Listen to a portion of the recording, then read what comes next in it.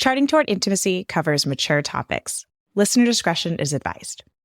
What do you do when the only way to carry a pregnancy means an expensive surgery that you can't afford, or maybe you don't feel ready for? In this episode, we are unpacking the real moral question behind tough fertility decisions and talking about how the question, how open to life do I need to be, actually misses the heart of Catholic teaching. In this episode, you're going to learn how to discern God's will with peace and not pressure, and how that clarity can transform your marriage and your path to healing. Welcome to Charting Toward Intimacy, the podcast for Catholic women that helps you improve your sex life, strengthen your marriage, and embrace God's design for love. My name is Ellen Holloway, and joining me today is my semi-regular co-host, Kathleen Chavanis. All right. So, in a Facebook group that shall not be named, actually, I don't remember what Facebook group it was. But someone asked a genuine question, and we wanted to address it because it's such a good question. So, it's a really good question. This particular woman, this was her situation, is that she had multiple miscarriages and and has spent years, like multiple doctors trying to figure out like why she can't sustain a pregnancy, and figured out that she has endometriosis, and that endometriosis requires a surgery in order for her to be like able to carry a pregnancy.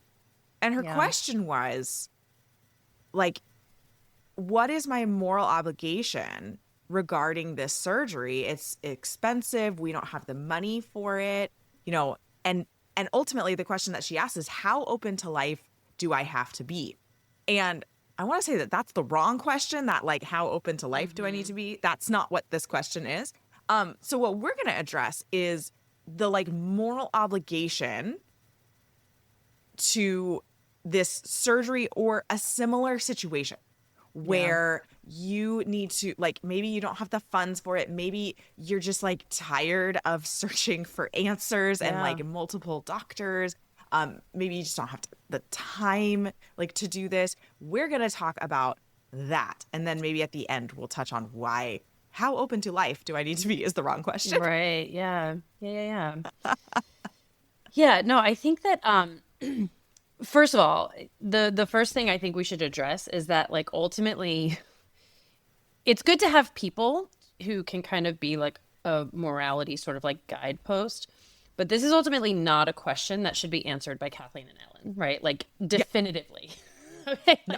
We are essentially two strangers you are listening to on a podcast. And, we do this because we have a message to share and we love it. But this is ultimately a question that really needs to be answered through prayer and prayer alone and conversation with spouse and all that kind of stuff, right? Like, in terms of this, like, oh, well, what am I required to do to be open to life? Like, do I have to do this surgery?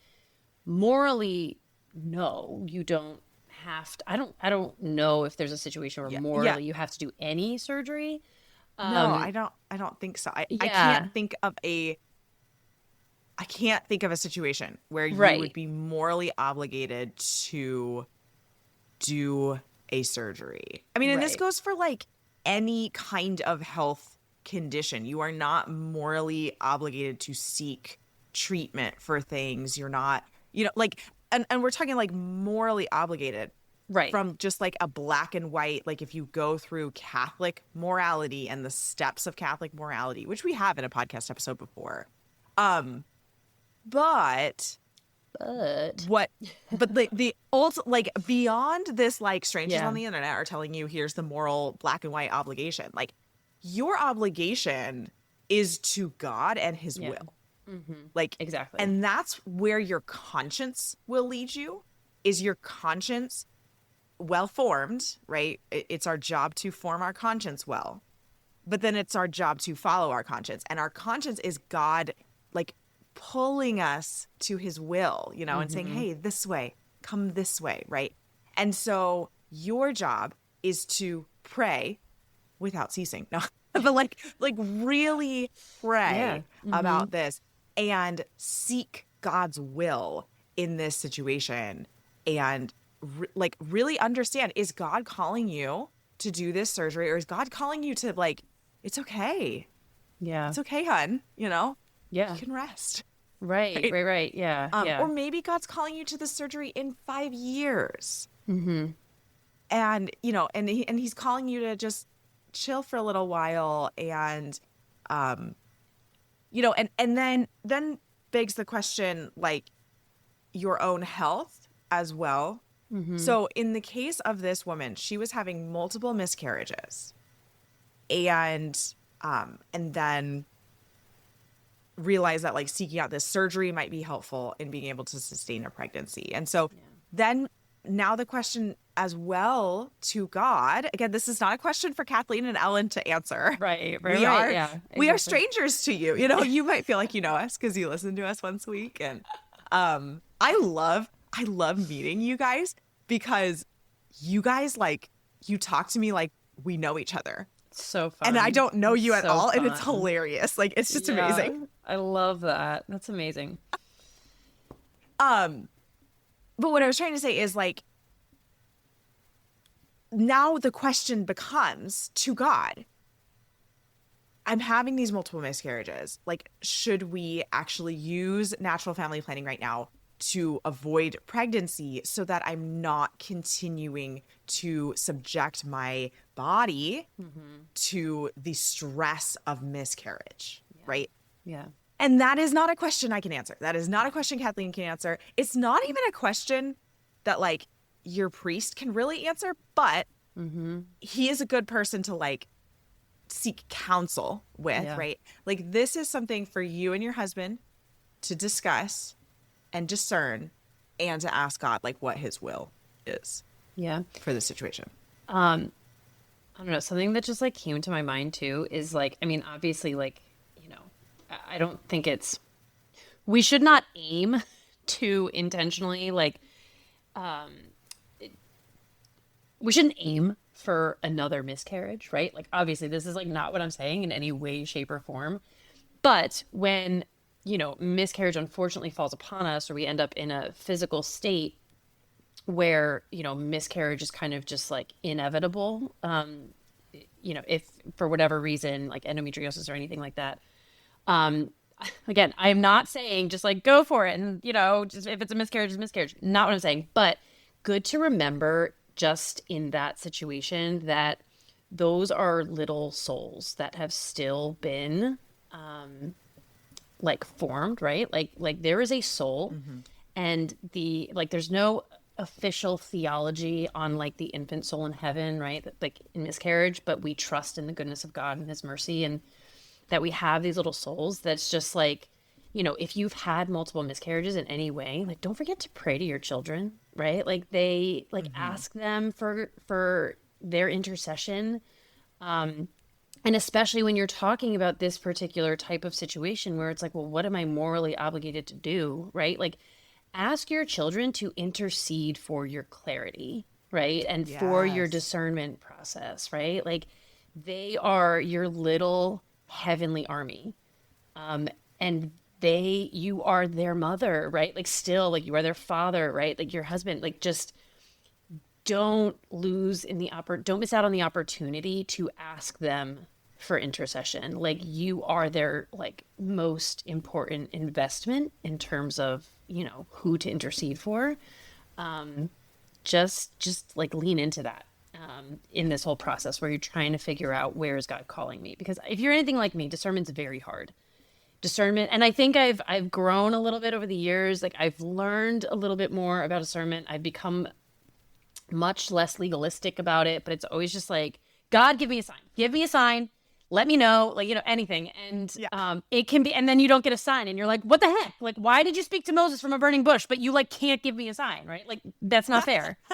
So sometimes it can be hard to know exactly where God's calling you. And it's like, okay, well, is this me thinking that? Is it God actually speaking to me? Like, how do I know?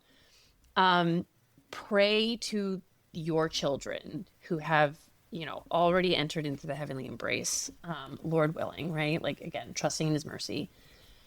Pray to them and just ask for help in that discernment and that clarity. Yeah, and then I think another thing to just like recognize in this whole piece is that, you're going to have some grief and some sadness and some emotional Mm-hmm. stress. Not just some, like you're going to have a lot. Yeah. Yeah. And God allows, like we feel things deeply for a reason. Like God allows us to feel these things. And that may actually help guide in your discernment Mm-hmm. is Yeah. how you are feeling about all of these. Like your feelings are not like negligible. Like Yeah. God uses your feelings. Um, and so like if you really just sit and you're like, you can sit on both sides of it. And let's just use the exact example that we saw in this Facebook group of should I get the surgery or not? Sit with, okay, we're gonna spend the next year, we're gonna save up money for this Mm-hmm. surgery. I'm gonna get the surgery. How does that feel in your body? Like, do you feel joy at like the possibility of being able to sustain a pregnancy? Do you feel just are you is there a lot of unrest? Are you like really worried, like really not sure where that money is going to come from? Mm-hmm. Are you not sure about the surgery? Are you worried about the surgery, right? And then sit on the other side, right? Decide in your mind. Nope, we're not going to do the surgery. It's not necessary. And then how does that feel, right? Mm-hmm. Does it feel peaceful? Like, are you like, okay, yeah, I'm sad about that, but that's what we're gonna do? Or do you feel like this crushing sadness, right? Mm-hmm. Because that feeling might be God pushing you toward, hey, you know what? Money's just money. Yeah. It's just Mm-hmm. money. You can make more of it. It's a tool. It's a tool, Yeah. right? Mm-hmm. And again, we don't know the answer to your Yes. situation, and we are not trying to like tell you what the answer is. These are just like some ways of discernment and things that can be very helpful. Yeah. Yeah. The best, and I probably said this on the podcast before, but the best advice I've ever been given on discernment was from a good friend who was getting ready to enter the convent. And I was really stressing over this, like, I think it was just over a big life vocational decision. And she said to me when we were talking about it, she said, you have to follow the peace. And the Yeah. peace is not necessarily going to be the road that you want or that you're planning for or the easiest road, right? But maybe it is at the same time, right? So it's just like sometimes we feel peace in doing the harder thing, Yep. in entering into the suffering or the sacrifice of something, right? Like it's very contradictory, and it's sort of, it's just like this, it's very hard to understand, right? But it's like, why, like no one would want to do this. Why do I feel so at peace about it? Right? Like about doing, and that is God speaking to you, right? Like Yes. always in peace, because what she said to me is that God's never going to take you kicking and screaming. So, which I just loved, right? It was just like, if we are entering into something that, we just feel like, oh, well, this is what I have to do, but I'm not happy about it. I'm upset about it. Like, that's a sign that God's probably not calling you there. Right. And maybe Yeah. he is calling you to the thing that you want and to the easier thing. And that's great too. Like, but maybe the easier thing to do, you don't feel peace at, so it's just a matter of, I think what you said, Ellen, is perfect. Like envisioning the two roads and really meditating on it and just asking yourself, like, where do I feel the most peace? In which Mm-hmm. decision, in which road, right? Because God speaks to us through peace. He's a prince of peace, right? He's a God of peace. That's, and, there's so much of our emotions that we cannot necessarily control, right? And there are times that we are called to, you can't control your emotions, but you can control your behavior, right? My husband says that to my kids all Mm-hmm. the time. Um, and so sometimes it's kind of like we feel like we're in battle with our emotions, but God also uses them, just exactly like you said, Ellen. Like he uses our emotions, and that feeling and that sense of peace to really communicate his will in ways. And no one can answer that but you. That's it. Yeah. Yeah. Yeah. So let's touch on that question and I hear this a lot in other areas, like how open to life do we need to be? Friends, As you need to open, be open to life. period. That's it. Period. There's not a scale of That's so openness to true. life. You need to be open to life. Yeah. Being open to life does not mean trying to conceive. Being open to life does not mean like always trying to have a baby. Openness to life does not mean going to have a surgery. Yeah. That's not what openness to life is. A posture. Oh my gosh, I got so excited. I hit my microphone. Yeah. It's one of my soapboxes, apparently. It is. Openness to life is ready. a posture. It's a posture for you to be in at all times, regardless of you having sex or not. Yeah. Openness to life actually has nothing to do with sex. Yeah, no, it's so true. You know what I'm thinking of, honestly, is you know those little like video games, those little this is like hysterical, but you saying it's a posture is like I just love that. It's beautiful and it made me think of this. This is what popped in my head. You know those video games where there's like a basket or somebody or something like at the bottom and you just have to move your mouse like left or right to Yes. catch the falling fruits, right? That's essentially what that question is like posing that game, right? Where it's just like, how open to life do I need to be? Like you're the basket constantly moving, trying to catch many? all the fruits, right? Like how many can fruit do I need to catch? when really we are called to just be still, right? Like the basket should not move. And the Lord is going to sprinkle the fruits all over the place. And some of them are going to land in your basket, but not all of them. Right? Like it's just a posture of remaining open and remaining still and allowing the Lord to drop in the fruits that he wills you to have. I don't know. And those fruit aren't always biological children Correct. Yes. as well, right? Yeah. So the fruit of openness to life might mean having an extremely open house to the stranger, right? And you are open to life in such a way that you build life through your house and hosting people and you know like or openness to life is serving in a huge way in your parish, spending hours there every week and just serving in multiple ministries or just really giving of yourself and opening up to life that exists in the parish, in the community, in the right. Like I think so many times we're like, and I hear this too with like couples in marriage prep. They're like, oh, we're just going to be open to life. We don't need to use NFP. Like, okay, I understand what you mean, but that sentence doesn't actually make any sense. Yeah. Yeah. No, Right? that's Like exactly you're right, always yeah. supposed to be open to life. What you're saying is you're just going to like, you're not going to track your cycle and try like to have any level of control over that. And that's a beautiful state to be in. Yeah. But that's not open to life versus not open to life. Correct. Like open to life is always. Open to Yes. life is the Catholic worldview. Yeah. And And it's not but putting then- anything in the way, right? Anything in the way Yes. to intentionally block off the potential for human life, right?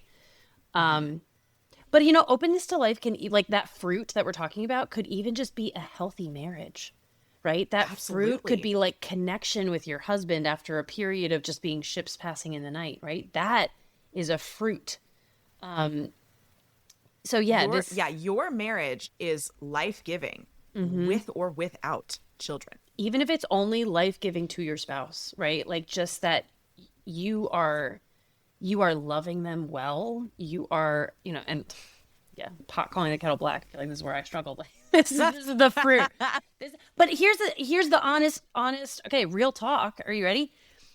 We are in a state, and we have been for the last like year plus, where we are. It's the first time we've discerned God asking us to intentionally avoid pregnancy, and it's been to work on the fruit in our marriage, right? Like he has, I mean, we had 5 kids in God gave us 10 one of those years. seasons like 2 Yeah. years ago. Yeah. It was wild. Right, But it was yeah. so fruitful. for So our fruitful. marriage. And that's like where we're trying to work right now. Like we had 5 kids in 10 years and he was like, thank you, enough.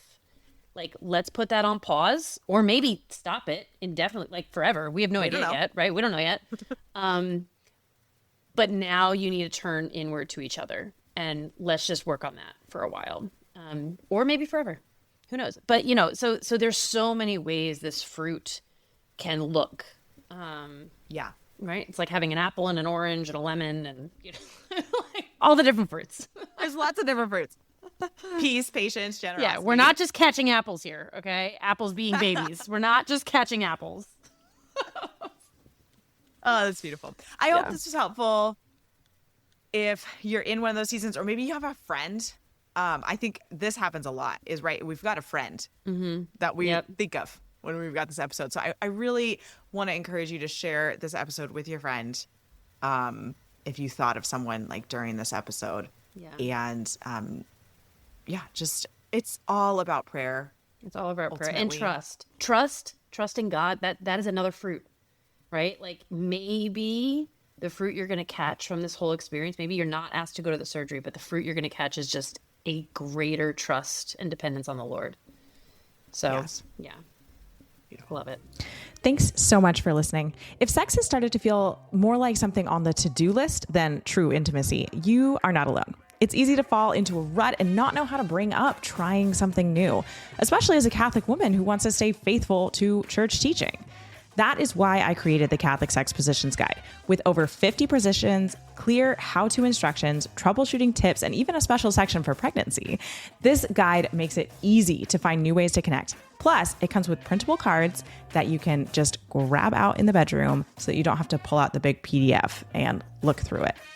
It's all 100% Catholic and designed to help you grow in both passion and holiness. Grab it now at vinesandfullbloom.com/positionsguide or click the link in the show notes.